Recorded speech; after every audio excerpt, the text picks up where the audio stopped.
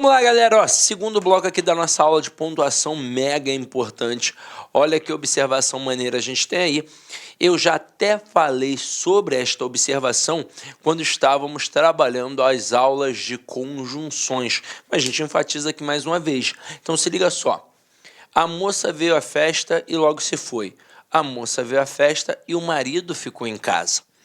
Neste momento, repare que na primeira frase, este e indica soma. Agora, repare que na segunda frase, este e também indica soma. Aí, a princípio, nós aprendemos que o e, ao indicar soma, ele não tem vírgula. Beleza. Agora, ele não tem vírgula se ele liga orações com sujeitos idênticos. É o que acontece na primeira frase. A moça veio à festa e logo se foi. Quem é o sujeito da primeira oração? Quem é o núcleo do sujeito? Moça. Quem é o núcleo do sujeito da segunda oração? Moça. Então, orações com sujeitos idênticos não tem vírgula. Agora, olha a segunda. A moça veio à festa e o marido ficou em casa. Na primeira, quem foi que veio à festa? A moça.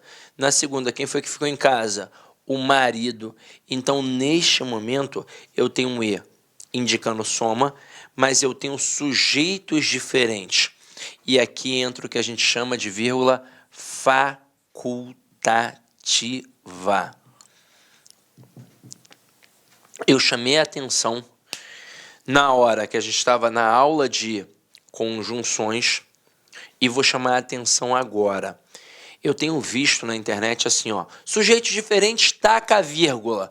Galera, isso faz, pelo menos eu penso assim, faz você pensar que aquela vírgula é o quê? Obrigatória, não é, caramba? Pô, sujeito diferente taca a vírgula? Não, sujeito diferente faz o que você quiser, ué. A vírgula é o quê? Facultativa. Então, dizer sujeito diferente taca a vírgula parece que ali tem uma obrigatoriedade das vírgulas e não existe obrigatoriedade da vírgula, nenhuma. Aqui a vírgula é facultativa. Quando a vírgula seria obrigatória antes do e? Se não indicar soma. Se indicar, por exemplo, oposição ou explicação. Pedro malhou e não ficou sarado. Se ele malhou, esperava-se que tivesse ficado o quê? Sarado, mas não ficou, porém não ficou, todavia não ficou. Este e, ele não indica soma, ele indica uma oposição. Se fosse um mais aqui no lugar dele, nós não tacaríamos uma vírgula? Tacaríamos. Então aqui essa vírgula é obrigatória. Eu digo assim, faça isso e vai se dar bem.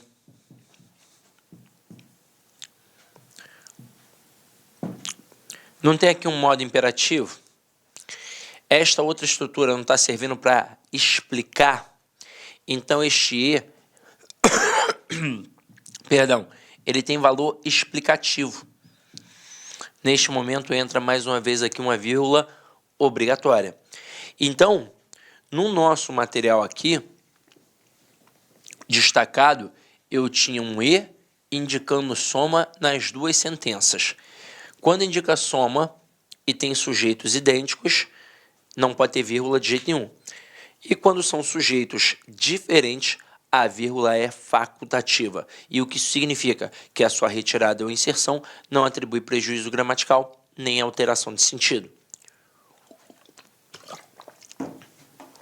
Agora, quarta observação. A vírgula e o etc. O que é o etc? O etc, na verdade, é uma abreviação latina de et cetera ou et cetera.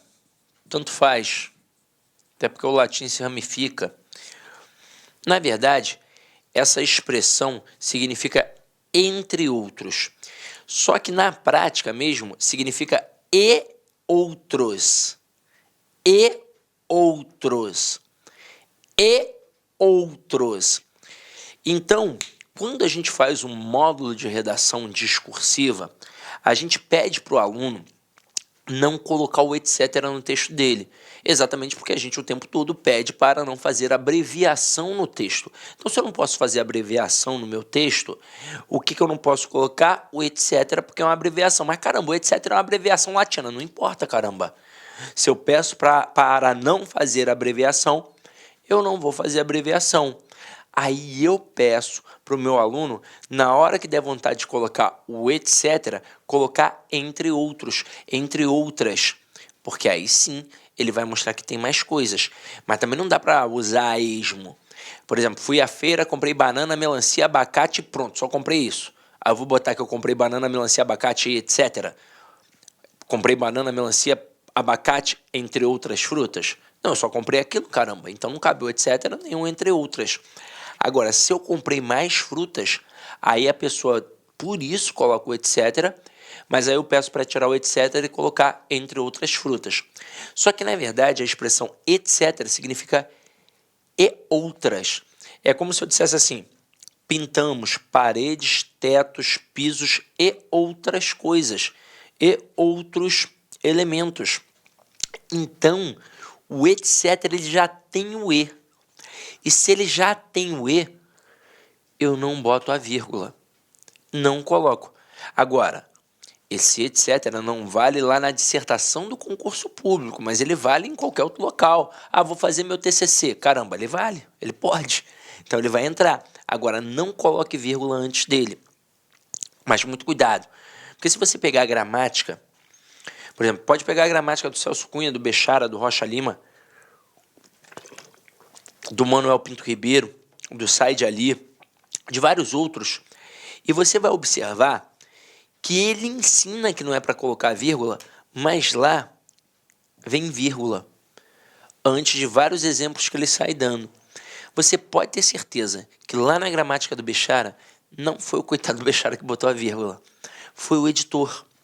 Na hora que foi fazer a edição, o editor olhou assim, e caraca, tá faltando a vírgula. Pá! É um hábito. O cara tem o hábito de colocar a vírgula antes do etc. Mas antes do etc, ó, não cabe o quê?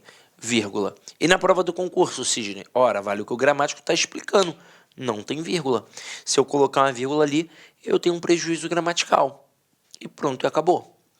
Agora, continuando. Vírgula e o quê? Vamos lá. Vamos olhar os exemplos. Essas duas primeiras frases. Todos viram que a água acabou e o professor pediu que todos fizessem silêncio. Reparem que este que nas duas construções é o que a gente chama de conjunção integrante. Tanto que dá para pegar toda a oração, a qual que encabeça aqui, ó, e substituir pela palavra isso. Dá para dizer todos viram isso, dá para dizer o professor pediu isso. E aí, neste momento, eu mato que aqui eu estou diante de uma oração subordinada, substantiva, encabeçada pela conjunção integrante. E quando eu tenho uma conjunção integrante, eu não posso ter vírgula, nem antes dela, nem depois dela, pois teoricamente eu estaria separando o sujeito de um verbo ou um verbo de um complemento. É por isso que a gente não tem vírgula ali na hora que a gente coloca uma conjunção integrante. E isso vale para muitas expressões. Eu antigamente corrigia muita redação e eu via muito aluno fazendo assim, ó, cabe salientar que, vírgula. É importante frisar que, vírgula. Galera, este que é uma conjunção integrante, ó. Cabe salientar isso. É importante frisar isso. Então, não cabe a vírgulazinha ali, tá? Então, ó, eu não posso colocar vírgula nem antes da conjunção integrante, nem depois da conjunção integrante. A não ser que apareça uma estrutura intercalada. Por exemplo, todos viram que, vírgula, na semana passada, vírgula, a água acabou. Aí vale. Aí eu consigo. O professor pediu que, vírgula, na aula passada, vírgula, todos fizessem silêncio. Aí pode. Então, eu posso colocar somente se aparecer uma estrutura intercalada. E, ó, duas vírgulas, até, ó, para isolar a estrutura intercalada. Se não for o caso, uma vírgulazinha só aqui, ó, não pode de jeito nenhum. E aí, continuando. Restrição. Os alunos que foram aprovados não farão prova final. Galera, aqui eu não coloco a vírgula com a intenção semântica. Intenção semântica. Neste momento, observe que este que é um pronome relativo e que está fazendo referência ao termo anterior, alunos. Inclusive, nós vimos isso na aula, aliás, se você ainda não viu, você vai ver na aula de orações subordinadas. Quando o pronome relativo faz referência a uma estrutura plural, ela pega um conjunto de vários elementos e restringe, pega alguns desse conjunto. Então, quando eu digo os alunos que foram aprovados não farão prova final, significa que apenas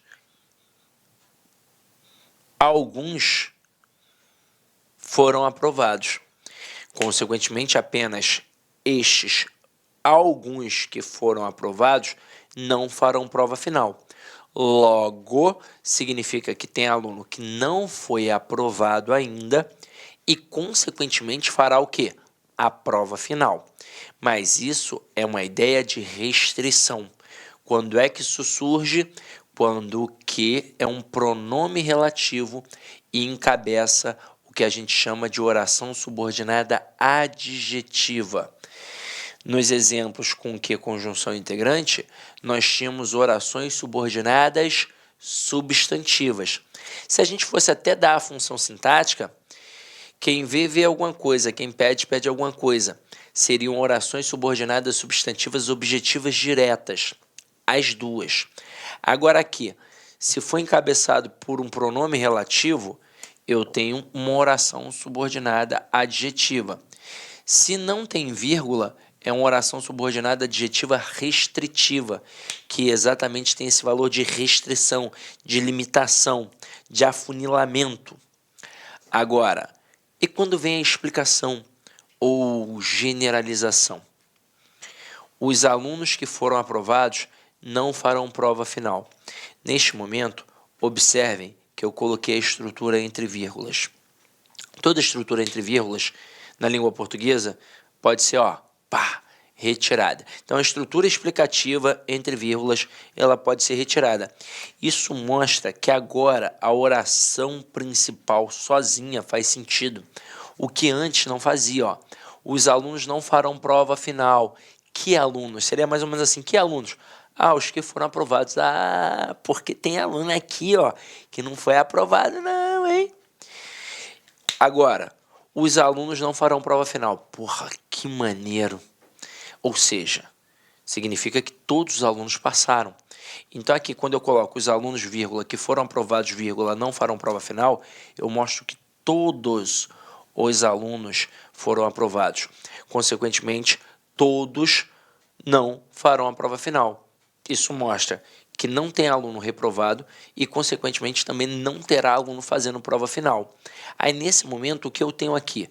Este que é um pronome relativo. Está fazendo referência ao termo anterior, alunos, pois quem foi aprovado? Os alunos.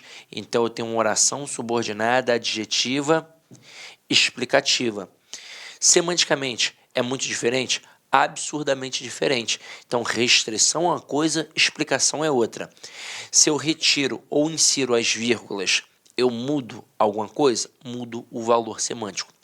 Prejuízo gramatical não tem de jeito nenhum.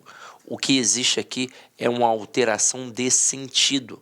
Pode ver que as bancas, quando cobram que a retirada da vírgula vai atribuir alguma alteração de sentido, pode ter quase certeza, em totalidade quase, ele está trabalhando ali com orações subordinadas adjetivas. E aí você tem que saber que sem a vírgula é uma ideia de restrição E com as vírgulas é uma ideia de explicação. E se porventura perguntarem a função sintática destas orações, não importa se é adjetiva restritiva ou adjetiva explicativa. A função sintática de uma oração subordinada adjetiva, seja ela restritiva ou explicativa, sempre será a função de adjunto adnominal. Ah, mas essa aí entre vírgulas parece um aposto, mas o aposto é função de um substantivo e não de um adjetivo. Cuidado com isso, tá? Aqui no final, a Terra que gira em torno do Sol é o terceiro planeta do Sistema Solar. Há controvérsias, né? Porque agora estão mudando a bagaça toda, né? Eu passei a minha vida inteira pensando que no nosso Sistema Solar só existiam 9 planetas. Na época até decorei, eu nem sei se eu lembro agora, né? Terra, Plutão, Saturno, Júpiter, eu não lembro mais não. Eu sei que tinham 9, eu acho que eram 9. Eram 9, sim. Eu nem lembro mais, mas eu sei que eram 9 planetas no nosso Sistema Solar. Caraca, agora já descobriram uma porrada, já descobriram que tem um monte de galáxias aí, mas a gente fica com essa informação aqui fajuta que eu aprendi na época da escola, que a Terra era o terceiro planeta do nosso Sistema Solar. Então, nesse momento aqui, ó, tá vendo que está entre vírgulas? Está. Este que aqui não faz referência à Terra? Faz, então, pronome relativo. Se é um pronome relativo, encabeça o quê? Uma oração subordinada adjetiva. Se está entre vírgulas, significa que ela é explicativa. Até porque essa informação aqui, dizer que a Terra gira em torno do Sol, caramba, é uma informação que todo mundo sabe, né? Então, quase desnecessária. Agora, vamos lá. Deixa eu apagar aqui que ficou poluído visualmente. Pelo amor de Deus, Deus me livre. Vamos lá, ó. Aqui a gente tem uma informação que eu já tinha passado para vocês, mas que eu vou ler agora com calma, para que vocês absorvam ainda mais, ó. Como se fosse um estudo dirigido, tá? Se precisar fazer alguma observação aqui, eu vou fazer, ó. O que é vírgula vicária? O termo vicário ou vigário, como as pessoas estão mais acostumadas, principalmente as que são católicas praticantes, significa substituição, substituto. Disse, por exemplo, que o sacrifício de Cristo foi vicário, pois ele substituiu o homem na cruz, que realmente deveria morrer pelos pecados cometidos. Então, uma vírgula vicária é aquela que substitui o termo na oração, formando aquilo que a gente chama de zeugma. Na verdade é uma elipse, mas aí tem uma distinção entre elipse e zeugma. Elipse é a omissão de um termo que ainda não apareceu. O zeugma é a omissão de um termo que já apareceu. Por isso que a gente chama de zeugma, porque vai omitir, obviamente, um termo que já apareceu. É a substituição de um elemento que já apareceu. Exemplo, João estuda muito, mas seu irmão quase nada. A vírgula substituiu na segunda oração a forma verbal estuda. João estuda muito, mas seu irmão estuda quase nada. E é muito interessante, né, saber de onde surgiu a palavra vicário, a palavra vigário. É um processo de substituição, porque ele nos substituiu exatamente no sacrifício. Mas vamos lá, ó. Outras estruturas. A vírgula a gente já domina. Agora vamos dar uma olhada no ponto e vírgula. Separa elementos coordenados que já possuem vírgula.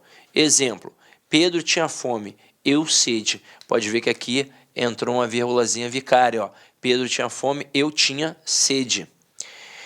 Estive na Bahia, que é quente, no Paraná, que é frio, e em Brasília, que é seco. E aí olha só que interessante. Por que aqui entrou um ponto e vírgula? Eu não poderia ter uma outra vírgula aqui, porque aí eu confundiria a estrutura, ficaria muito estranha. Eu poderia aqui ter um ponto. Pedro tinha fome, ponto. Eu, vírgula, sede. Aí poderia. Então eu poderia substituir esse ponto e vírgula por um ponto? Poderia. Mas eu jamais poderia aqui substituir esse ponto e vírgula por uma vírgula. Não daria. Agora, Estive na Bahia, vírgula, que é quente. Quem é quente? A Bahia. Então, repare que essa estrutura que é quente aqui é Olá, uma... meus amigos, minhas amigas, desculpa interromper seus estudos, mas este vídeo é um vídeo promocional para você ter conhecimento, ter uma ideia, a qualidade e a seriedade dos cursos aqui da LAC Concursos. Nós aqui da LAC Concursos somos um site super especializado em concursos de carreiras bancárias. Nós aqui da LAC, desde 2012, nós oferecemos cursos focados para o concurso do BASA. Desde 2012 até a presente data, nós tivemos muitos alunos aí, centenas de alunos aprovados, né? E nós temos uma promoção muito grande, um curso, gente, fora de série, um curso com centenas de aulas focadas no concurso do BASA, por apenas 10 parcelas de R$ 25. É isso mesmo. Venha fazer o nosso Personal Coach. O Personal Coach é um estudo em regime de metas, onde a gente tem todo um trabalho pedagógico, um trabalho de administração, onde a gente estipula metas de aula de segunda a segunda para o aluno. De forma que, se o aluno conseguir, tá certo, cumprir essa meta aí, tenho certeza que ele ficará competitivo. Bacana? Então vem estudar conosco aqui na LAC Concurso, tem um link aqui para você fazer a sua matrícula. Um forte abraço, fique com Deus, até a próxima, se Deus quiser. Tchau, tchau. Clique lá